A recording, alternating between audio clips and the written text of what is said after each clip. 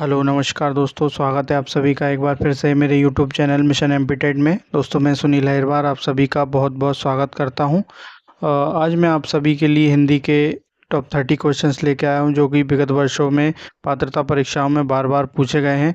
तो वीडियो के अंत तक बने रहें और आइए चलते हैं आज के पहले क्वेश्चन पर।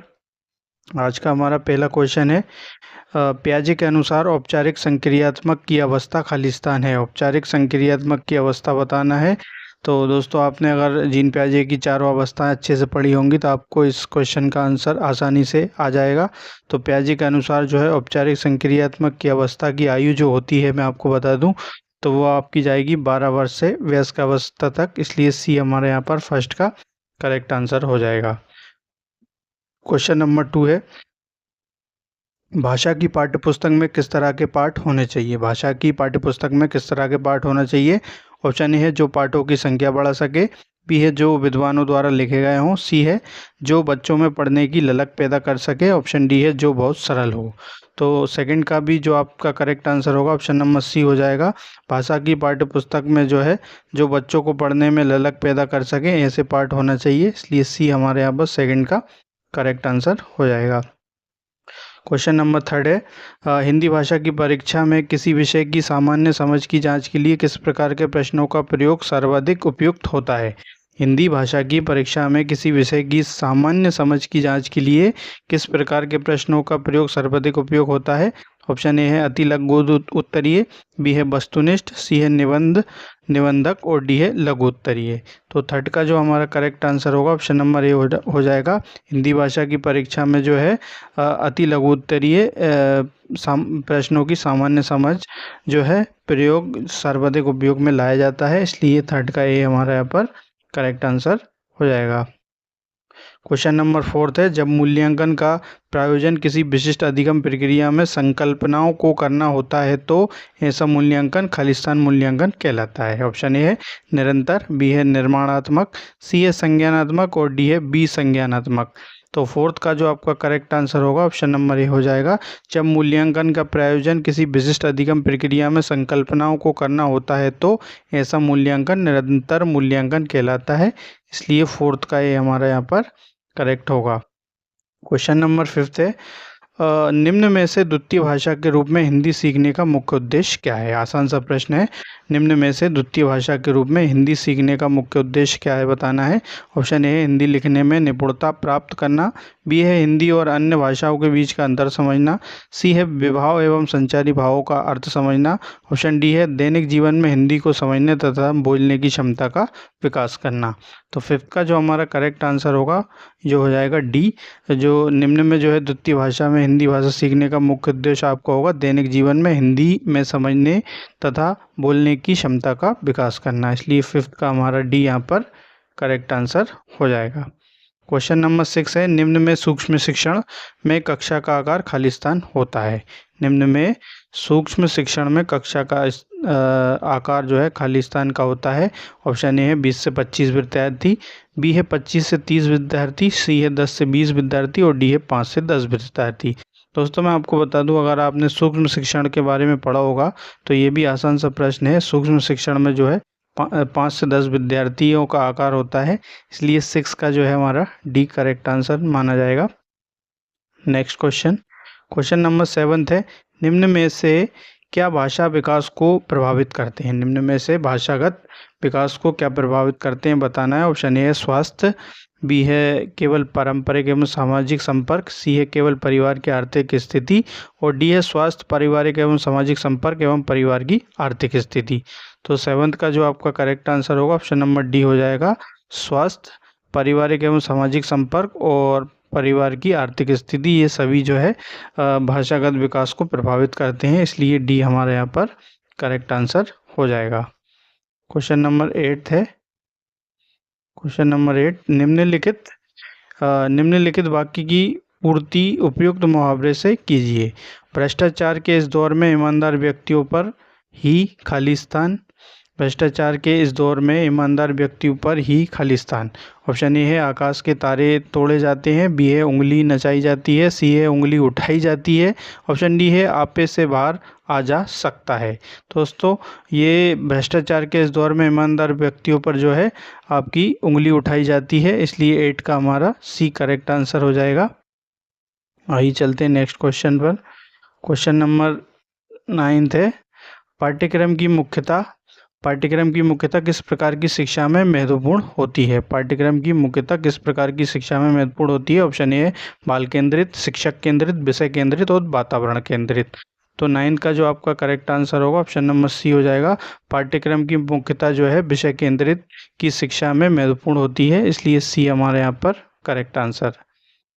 नेक्स्ट क्वेश्चन नंबर 10 है, भाषा सीखने की प्रक्रिया और भाषा अर्जित करने की प्रक्रिया। भाषा सीखने की प्रक्रिया और भाषा अर्जित करने की प्रक्रिया। ऑप्शन ए है समान है, बी है समान नहीं है, सी है बोझिल है, डी है प्रयासपूर्ण होता है। तो 10th का जो आपका करेक्ट आंसर होगा ऑप्शन नंबर डी हो जाएगा।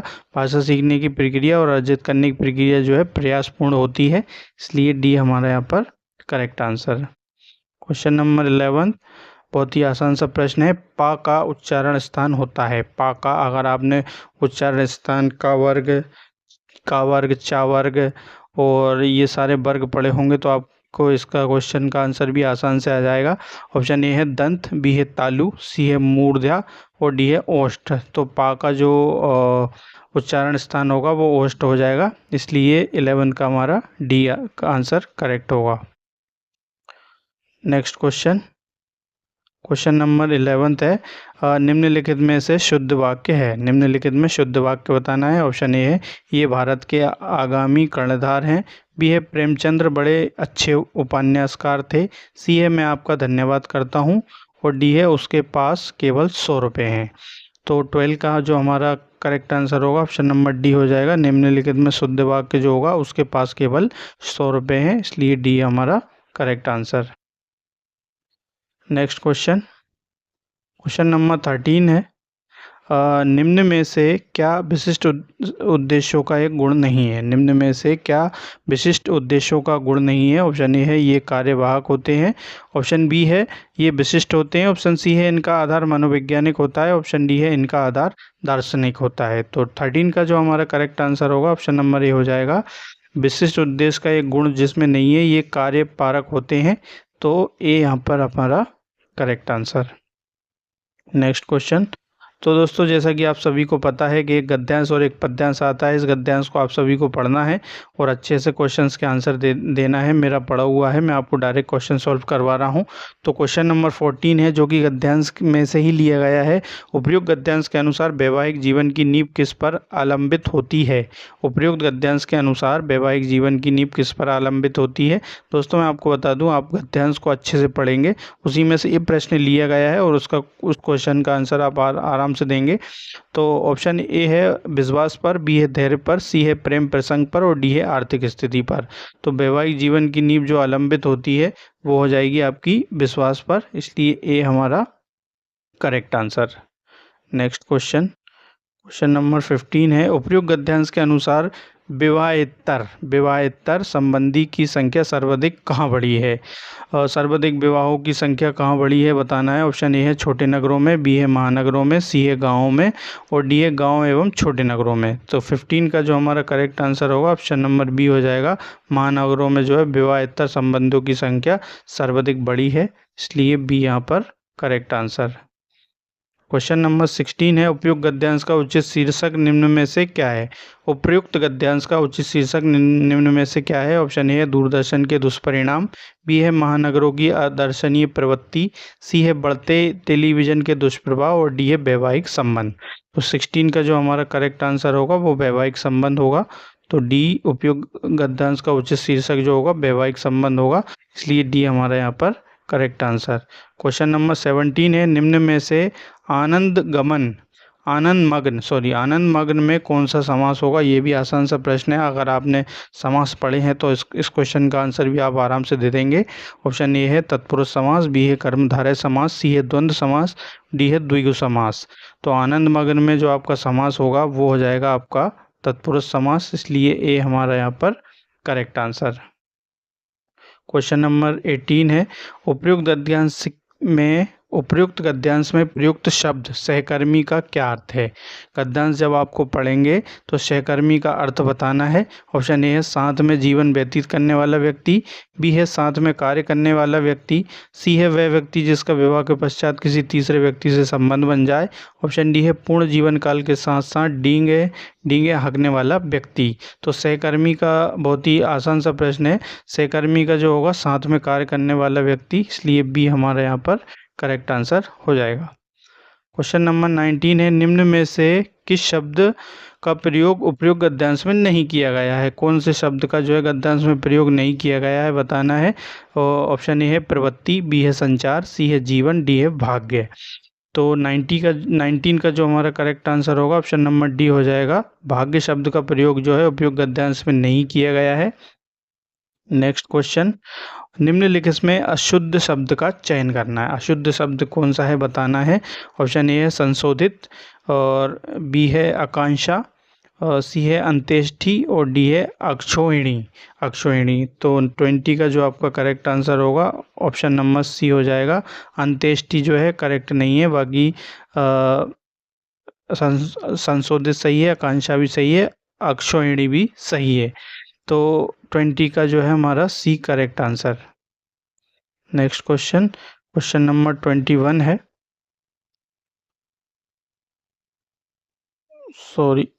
क्वेश्चन नंबर 21 है, उपयुक्त गद्यांश के अनुसार कौन सा कथन असत्य है। असत्य कथन का चयन करना है यहाँ पर। कई बार पति पत्नी बिना वजह एक दूसरे पर संदेह करने लगते हैं, इससे टकराव पैदा होता है। बी है वैवाहिक जीवन विश्वास की नींव पर आलंबित नहीं होता है। ऑप्शन सी है वास्तविकता ये है कि समाज में प्रत्येक क्षेत्र में महत्वाकांक्षा बलवती है। ऑप्शन डी है यह कटु सत्य है कि विवाह पूर्व प्रेम प्रसंग यह कटु सत्य है कि विवाह पूर्व प्रेम प्रसंग आम हो गए हैं।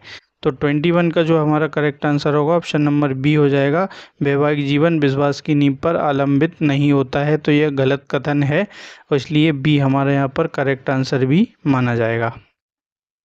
नेक्स्ट क्वेश्चन है, गद्यांश हो गए थे, एक पद्यांश आया है, इसको भी आप सभी को पढ़ना है और प्रश्नों के उत्तर देना है। मेरा पढ़ा हुआ है, मैं आपको क्वेश्चन सॉल्व करवा रहा हूँ। उपयुक्त पंक्तियों के अनुसार सुख दुख के दिनों में भारतीयों का परस्पर व्यवहार कैसा होता है। उपयुक्त पंक्तियों के अनुसार सुख दुख के दिनों में भारतीयों का परस्पर व्यवहार कैसा होता है बताना है। ऑप्शन ए है झगड़ालू होता है, बी है चिंतनीय होता है, सी है व्यवहार आदमी होता है, वे साथ साथ हंसते गाते और सोते हैं, डी है शस्य श्यामला होता है। तो 22 का जो आपका करेक्ट आंसर होगा ऑप्शन नंबर सी हो जाएगा। व्यवहार आदमी होता है, वे साथ साथ हंसते गाते और सोते हैं। और उपयुक्त गद्यांश के अनुसार जो है परस्पर व्यवहार जो है आत्मीय और वे साथ साथ हंसते गाते हैं होता है, इसलिए सी हमारे यहाँ पर करेक्ट आंसर।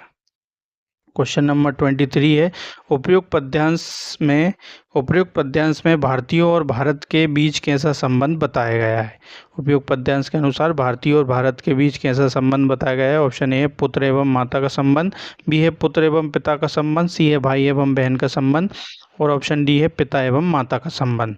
तो 23 का जो हमारा करेक्ट आंसर होगा ऑप्शन नंबर ए हो जाएगा। पुत्र एवं माता का संबंध जो है भारतीय और भारत के बीच संबंध बताया गया है, इसलिए ए हमारे यहाँ पर करेक्ट आंसर। क्वेश्चन नंबर 24 है, निम्न में अदम्य का क्या अर्थ है। निम्न में से अदम्य शब्द का अर्थ बताना है।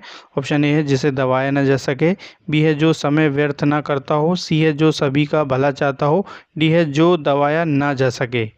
ऑप्शन पहला था जिसे दबाया जा सके, और ऑप्शन लास्ट है जो दबाया ना जा सके। तो अदम्य का जो अर्थ होगा हमारा वो हो जाएगा जो दबाया ना जा सके, इसलिए डी हमारा यहाँ पर करेक्ट आंसर। क्वेश्चन नंबर 25 है, निम्न में से किस शब्द का प्रयोग उपयुक्त पंक्तियों में नहीं किया गया है। ये भी आसान सा प्रश्न है, और कौन से शब्द का प्रयोग जो है इसमें पद्यांश में नहीं किया गया है बताना है। ऑप्शन ए है अदम्य, बी है दुर्दिन, सी है वसुधा, डी है संगम। तो 25 का जो हमारा करेक्ट आंसर होगा ऑप्शन नंबर डी हो जाएगा।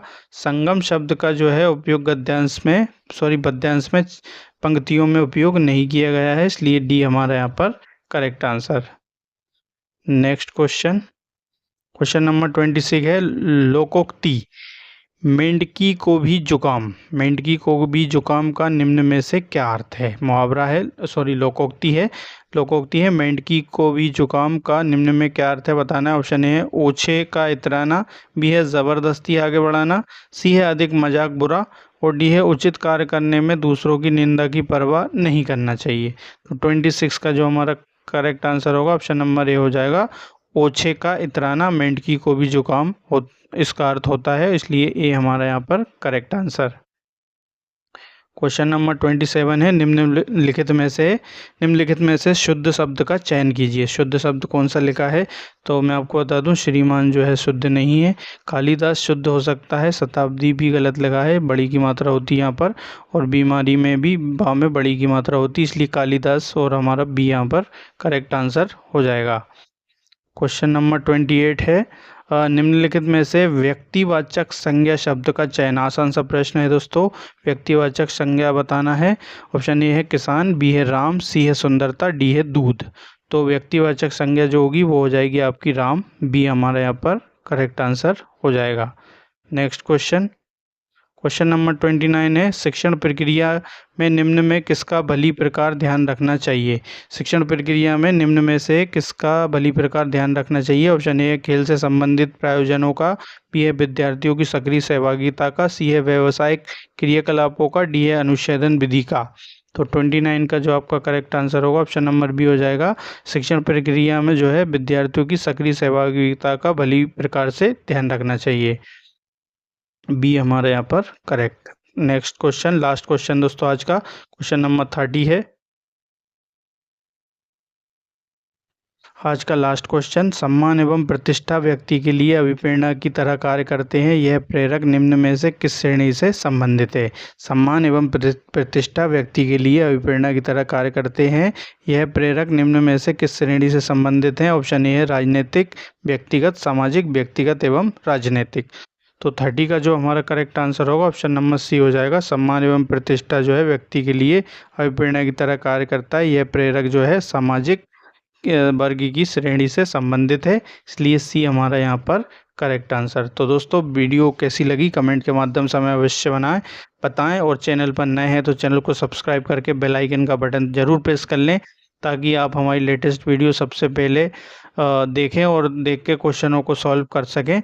और वीडियो को ज़्यादा से ज़्यादा शेयर करें, लाइक करें, कमेंट करें, और हमारे चैनल से जुड़कर आप तीनों विषय EBS, CDP और हिंदी की तैयारी बहुत अच्छे से कर सकते हैं। इसी के साथ जय हिंद, जय भारत, वंदे मातरम दोस्तों।